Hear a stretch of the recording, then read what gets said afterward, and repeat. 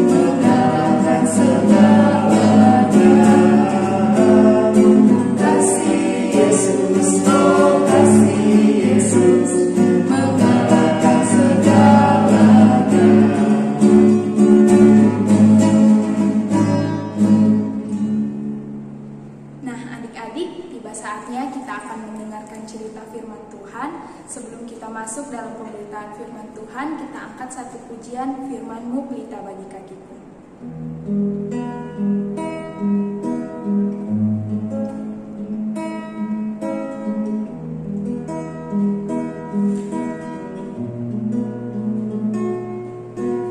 Firman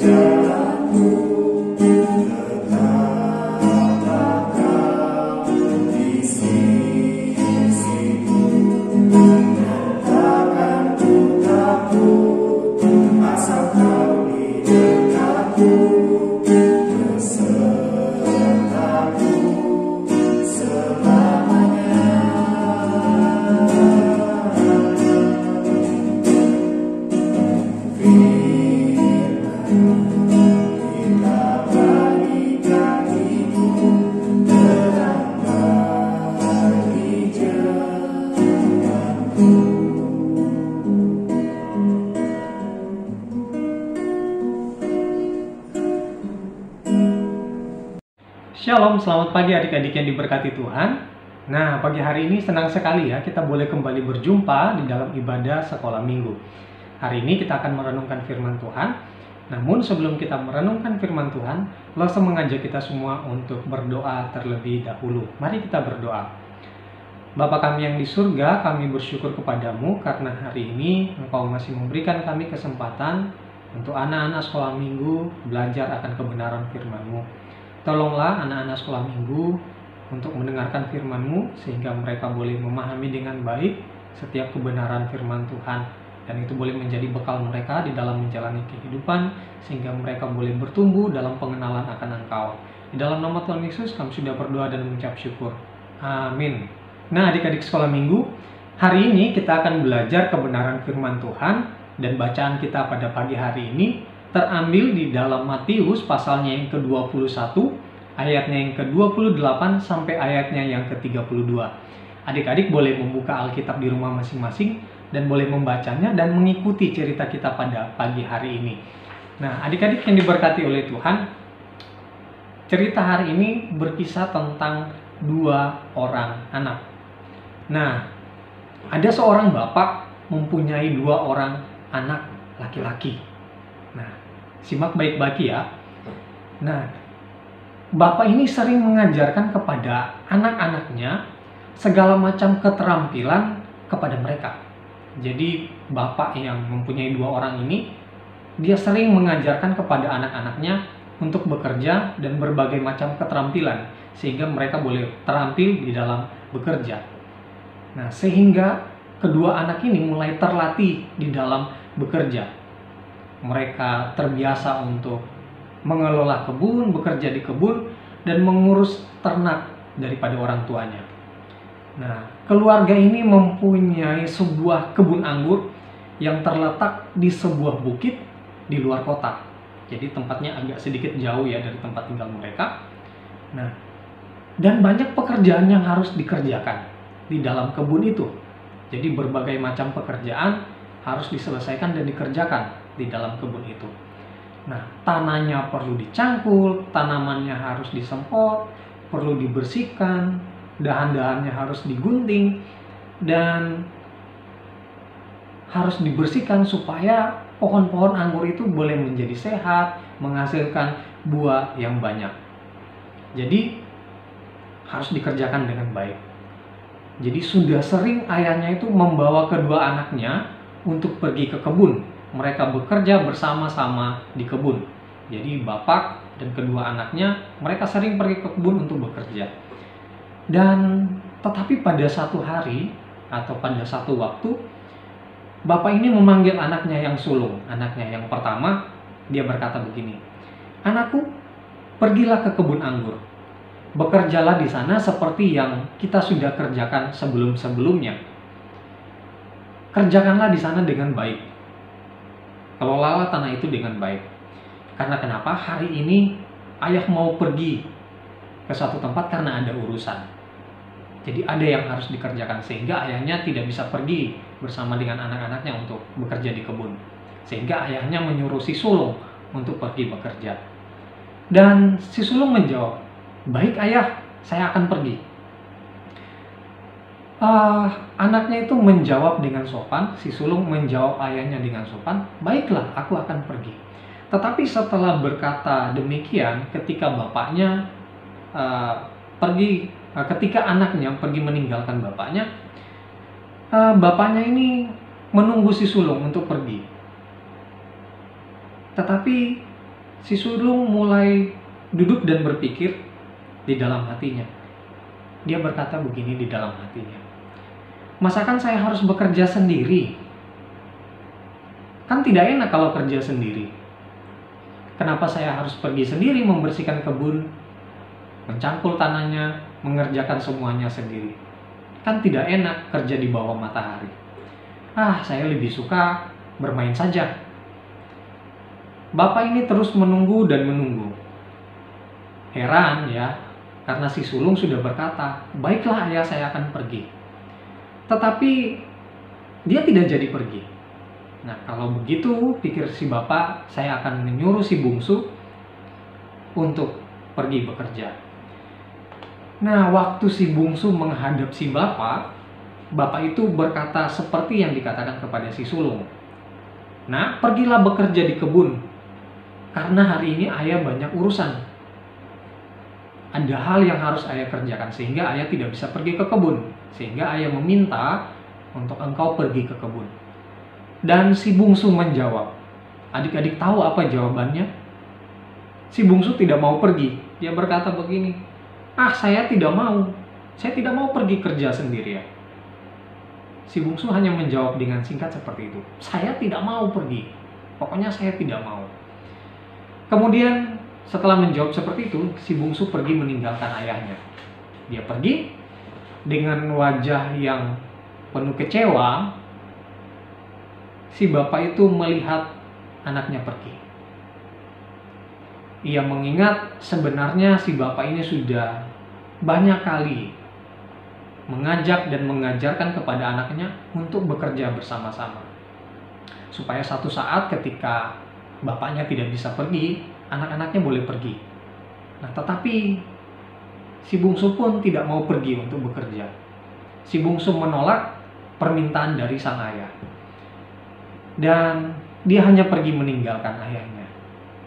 Dia pergi jauh, tetapi adik-adik tahu ketika si bungsu pergi, dia pergi tidak jauh dari ayahnya, tidak jauh dari rumahnya. Si bungsu merasa tidak enak. Dan dia berpikir tidak baik mengatakan kepada ayahnya, saya tidak mau. Kalau disuruh ayahnya untuk mengerjakan sesuatu, dia berpikir bahwa itu adalah hal yang salah. Padahal kan ayahnya minta tolong untuk bekerja. Nah, tetapi apa yang terjadi adik-adik? Walaupun si bungsu sudah berkata demikian, si bungsu menyesal dengan apa yang dia lakukan. Si bungsu mulai berpikir, itu tidak baik. Sehingga apa yang dilakukan si bungsu? Si bungsu diam-diam mengambil peralatan untuk bekerja di kebun. Dia mengambil pacul, dia mengambil aritnya, dan dia pergi ke kebun anggur seorang diri. Setelah sampai di kebun anggur, dia bekerja dengan baik, dia mengerjakan segala sesuatunya dengan baik. Sampai sore dia bekerja sendiri. Walaupun panas, walaupun sendiri, dia mengerjakan semuanya dengan baik. Dan sampai sore hari dia bekerja. Dan kalau dia merasa panas, dia berhenti untuk bekerja dan beristirahat. Dan setelah dia beristirahat, dia lanjut mengerjakan semua tugasnya dengan baik. Dan sampai sore dia bekerja di kebunnya. Sehingga setelah dia selesai bekerja sampai sore di kebunnya, dia kembali ke rumahnya. Dia kembali ke rumahnya dan di dalam hatinya dia berpikir bahwa dia rindu untuk menyenangkan ayahnya yang sudah merasa kecewa karena dia tolak permintaannya. Yang sudah rasa kecewa karena mendengar penolakan dari sang anak. Mendengar kata-kata tidak mau, seorang ayah pasti kecewa. Tetapi si bungsu ini mau menyenangkan lagi hati ayahnya dengan bekerja. Dan dia kembali ke rumahnya setelah bekerja. Dan dia pulang. Nah, adik-adik lo semua tanya, kira-kira di antara kedua anak ini, siapa sih yang melakukan kehendak ayahnya? Siapa sih yang mengikuti kehendak dari sang ayah? Apakah si sulung atau si bungsu? Siapa sih yang taat mengerjakan perintah ayahnya? Nah, kalian coba menjawab ya. Adik-adik, pada malam hari ketika sang bapak pulang dari segala urusannya, dia kembali ke rumahnya, dia memanggil kedua anaknya. Nah, si sulung ini datang pelan-pelan kepada ayahnya dengan kepala tertunduk. Dia tahu bahwa ia tidak melakukan kehendak bapaknya. Meskipun dia sudah berkata, baik ayah saya akan pergi, tetapi dia tidak melakukan. Dia datang kepada ayahnya dengan tunduk-tunduk. Anak bungsu yang kedua tadi datang kepada ayahnya. Mukanya itu berseri-seri. Dia berkata begini, ayah, saya minta maaf ya. Saya menyesal menolak permintaan dari ayah. Tetapi sekarang kebun anggur sudah hampir selesai dicampur. Hampir semuanya beres untuk dikerjakan. Dan saya sudah melakukan itu. Dan bapak tidak berbicara kepada anaknya yang sulung. Dia tidak berkata apa-apa kepada anaknya yang sulung. Tetapi apa yang dilakukan sang ayah? Sang ayah langsung memeluk anak bungsunya dengan bangga. Dengan sangat bangga, si ayah berkata begini, "Baik sekali anakku." Dia memuji anaknya. "Engkau adalah anak yang baik, engkau adalah anak yang berbakti.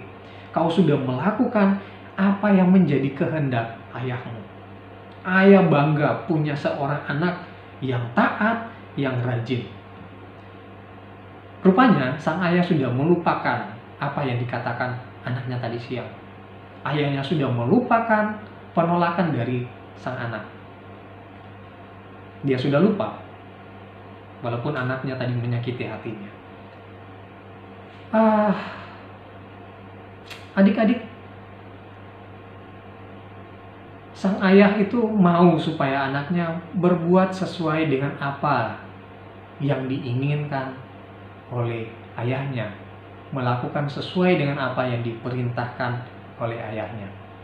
Nah, demikian juga dengan Bapa di sorga. Bapa di sorga sudah memberitahukan kepada kita bagaimana kita harus hidup untuk menyenangkan hatinya. Nah, tetapi seringkali kan kita berkata, "Ya Bapak, saya mau melakukan." Seringkali kita menjawab seperti anak sulung, tetapi kita tidak melakukan apa yang Tuhan perintahkan. Seringkali kita melawan Tuhan, seringkali kita memberontak terhadap Tuhan. Seringkali kita berkata, "Ya, saya mau melakukan firman Tuhan, saya mau melakukan apa yang dikatakan Bapa di sorga melalui firman-Nya." Tetapi seringkali kita tidak mau melakukan. Nah, dan itu mendukakan hati Allah. Sebenarnya Allah mau kita itu tunduk dan taat untuk melakukan kebenaran firman-Nya. Nah, langsung mau tanya, apakah adik-adik mau melakukan kehendak Allah? Apakah adik-adik mau melakukan firman Allah seperti si bungsu? Nah, kalau ingin seperti anak bungsu, ya apa yang harus kita lakukan? Tentunya kita harus melakukan setiap kebenaran firman Tuhan.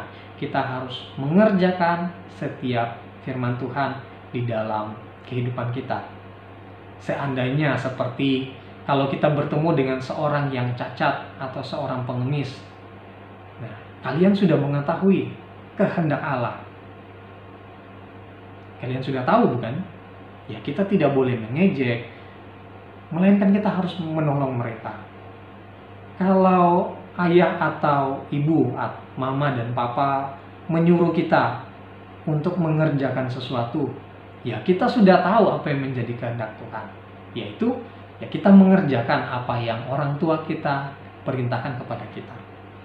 Kalau ada kawan yang nakal kepada kalian, ya kita sudah tahu apa yang menjadi kehendak Tuhan. Kita tidak boleh membalas apa yang dilakukan oleh teman-teman kita. Kita tidak boleh membalas kejahatan dengan kejahatan. Allah ingin supaya kita mengampuni teman-teman kita yang nakal kepada kita.